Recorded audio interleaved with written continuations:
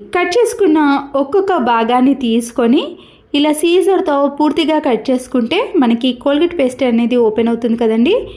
నేనైతే ఇది 3 months నుంచి వాడక అలాగే పెట్టేశానండి. దీనిపై కొద్దిగా వాటర్ని వేసి ట్యాప్స్ చూసారు కదండి, వాటర్ మరకలు సోప్ మరకలు పడి జిడ్డుగా తయారయ్యాయి కదా. ఈ కోల్గేట్ పేస్ట్తో మనము ఈ ట్యాప్స్ని నీట్గా క్లీన్ చేసుకున్నాం అనుకోండి, మళ్ళీ కొత్త దానిలా షైనింగ్లోకి రావటమే కాకుండా ఎలాంటి మరకలు కూడా కనిపించవు.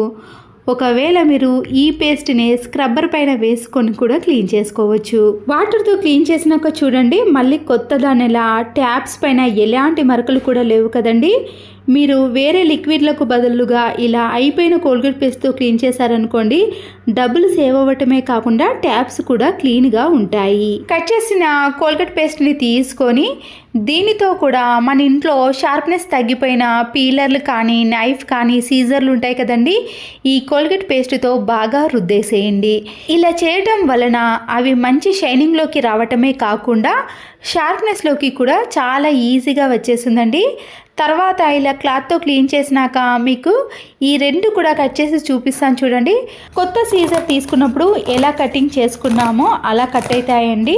ఎలాంటివైనా సరేనండి, మనము ఇలా కోల్గేట్ పేస్ట్తో బాగా రఫ్ చేసామనుకోండి, సీజర్లు పీలర్లు నైఫ్స్ కూడా ఎంత మందంగా ఉన్నా సరేనండి, వాటిని ఈజీగా కట్ చేసుకోవచ్చు. చివరగా మరొక కోల్గేట్ పేస్ట్ని తీసుకొని మన ఇంట్లో ఉండే సింక్ కానీ వాష్ బేసిన్ని కానీ ఇలా పేస్ట్తో క్లీన్ చేసుకున్నాం అనుకోండి, దీంట్లో నుంచి వచ్చే బ్యాడ్ స్మెల్ అనేది పూర్తిగా పోవటమే కాకుండా సింక్ కానీ వాష్ బేసిన్ కానీ చాలా నీట్గా ఉంటుంది. అయిపోయిన కోల్గేట్ పేస్ట్ని ఇలా ఒక్కటి కట్ చేసుకున్నాం అనుకోండి, ఇంట్లో అన్నిటిని కూడా ఈజీగా క్లీన్ చేసుకోవచ్చు. మిగతా వాటితో కూడా మీరు షూస్ని కానీ ఫ్రిడ్జ్ డోర్ని గ్యాస్ స్టవ్ని టైల్స్ని ఇలా అన్ని రకాలుగా క్లీన్ చేసుకోవచ్చండి.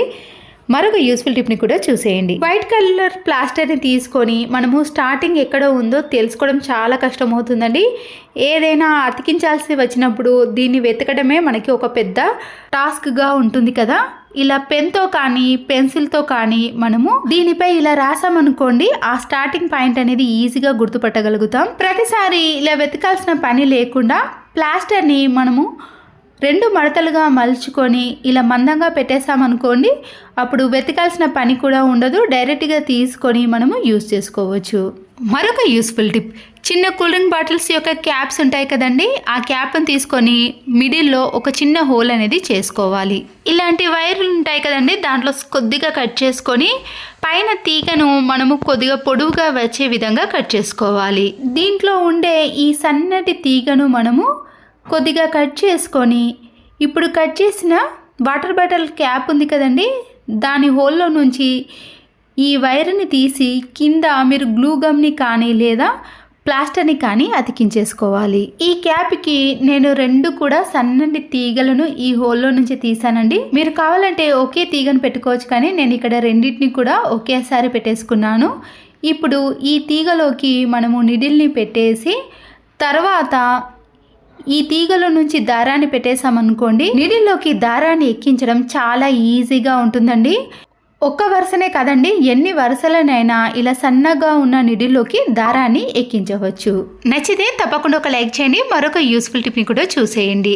చికెన్ ఫ్రైని కానీ లేదా ఏదైనా ఫ్రై చేసినా కూడా ఇలా గిన్నె అనేది అడుగంటిపోతుంది కదండి. కుళ్ళిపోయిన నిమ్మకాయని కానీ లేదా నిమ్మరసం తీసిన తొక్కలు ఉంటాయి కదండి, దాన్ని కూడా ఇలా చిన్న చిన్న పీసెస్గా కట్ చేసి అడుగంటిన ప్యాన్లో వేసేయండి. స్టవ్ పైన ఈ ప్యాన్ని పెట్టేసి కొన్ని వాటర్ని వేసి ఒక 2-3 minutes పాటు మాత్రమే మరగనివ్వండి. దీనివల్ల కింద ఎంత అడుగంటినా సరేనండి, ఈ నిమ్మరసం వేయటం వలన దాంట్లో ఉండే అడుగంటినదంతా కూడా ఇలా పైకి వచ్చేస్తుంది. మనము ఏదైనా ఫ్రై చేసినప్పుడైతే నాన్ వెజ్ వండినప్పుడు వాసన వస్తుంది కదండి, ఈ నిమ్మ తొక్కలు వేయటం వలన అలాంటి బ్యాడ్ స్మెల్ కూడా అస్సలకే రాదు. అప్పుడు ఎలాంటి ఆయిల్ మరకలు కానీ జిడ్డు అనేది ఉండకుండా తర్వాత మనము సోప్తో నీట్గా క్లీన్ చేసుకోవచ్చు. అయిపోయిన కూల్ డ్రింక్ బాటిల్స్ కానీ వాటర్ బాటిల్స్ ఉంటాయి కదండి, పైన ఉన్న కవర్ని తీసేసిన తర్వాత సీజర్తో కానీ నైఫ్తో కానీ కింది భాగాన్ని కట్ చేసేయండి. ఆ కింది భాగాన్ని పక్కన పెట్టేసి పైన ఉన్న భాగం ఉంది కదండి, సీజర్తో కొద్దిగా గ్యాప్ ఇచ్చుకుంటూ ఇలా పై వరకు కూడా సన్నగా తీగలు వచ్చే విధంగా కట్ చేసుకోవాలి. బట్టల క్లిప్ను తీసుకొని ఇలా కట్ చేసిన తీగలో నుంచి మధ్యలోకి ఈ బట్టల క్లిప్లో నుంచి తీసి పిన్ పంచుతో పిన్ వేసేయండి. అప్పుడు ఈ బట్టల క్లిప్ అనేది కింద పడిపోకుండా ఈ వాటర్ బాటిల్కే ఉంటుంది. అప్పుడు మనం కట్ చేసుకున్న తీగలు ఉన్నాయి కదండి, మధ్య మధ్యలో కొద్దిగా గ్యాప్ ఇచ్చుకుంటూ ఇలా వీడియోలో చూపించిన మాదిరిగా బట్టల క్లిప్ని పెట్టేసి పిన్ పంచిని వేసుకున్నాం అనుకోండి, ఎన్నైనా మనము ఈజీగా ప్రిపేర్ చేసుకోవచ్చు.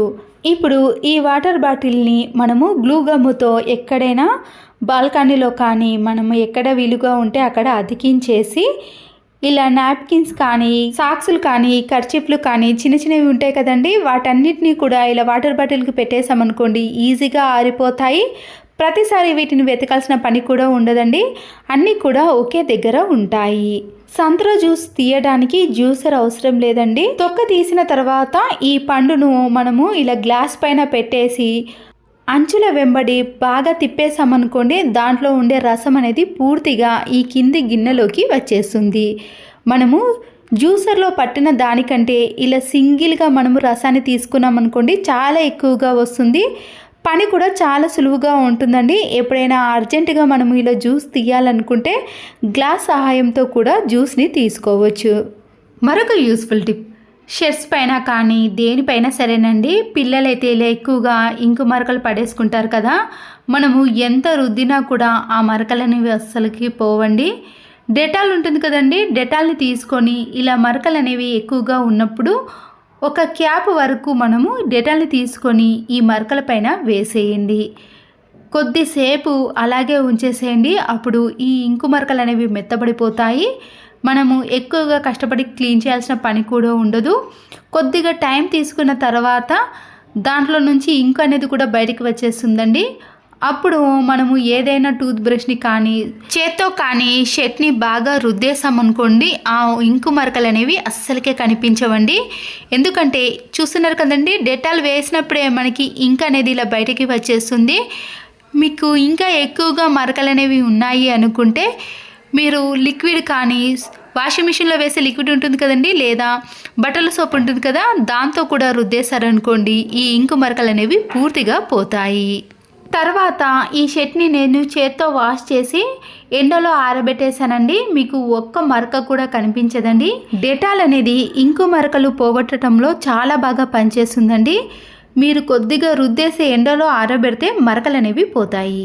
పీచు ఉన్న కొబ్బరి చిప్పని తీసుకున్నానండి. ఏదైనా క్లాత్ను ఇలా కొబ్బరి చిప్పకు వేసేసి వీడియోలో చూపిస్తున్నాను కదండి, కొబ్బరి చిప్ప కింద ఇలా క్లాత్ను పెట్టేసి అది ఊడిపోకుండా ఉండటానికి ఏదైనా రబ్బర్ బ్యాండ్ని వేసేయండి. క్లాత్ అనేది ఇలా గట్టిగా ఉండాలండి, కిందికి జారకుండా ఉండాలి. కొబ్బరి చిప్పతో ఇలా ప్రిపేర్ చేసుకున్నాక ఏదైనా ఒక గిన్నెలోకి వంట సోడాను ఒక స్పూన్ వరకు వేసి చిల్లీ వెనిగర్ కానీ వైట్ వెనిగర్ ఏదైనా సరేనండి, ఆ లిక్విడ్ని కూడా కొద్దిగా వేసేయండి. ఈ రెండింటిని బాగా మిక్స్ చేసుకున్నాక మన ఇంట్లో ఉండే సోఫాలు కానీ బెడ్స్ కానీ ఏవైనా సరేనండి, ఇలా మరకలుగా జిడ్డుగా ఆయిల్ మరకలు ఏవైనా సరేనండి, సోఫా అనేది ఇలా జిడ్డుగా తయారైనప్పుడు మనం తయారు చేసుకున్న కొబ్బరి చిప్పకు క్లాత్ పెట్టినాం కదండి, దాన్ని మనం ప్రిపేర్ చేసుకున్న ఈ వంట సోడాలో తడిపేసి సోఫా మొత్తాన్ని కూడా క్లీన్ చేసుకోవాలి.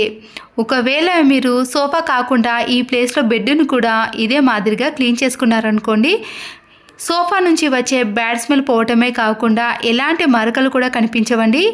ఇలా ప్రతిసారి కాకపోయినా ఒక 3-4 మంత్స్కి ఒక్కసారైనా క్లీన్ చేసి చూడండి.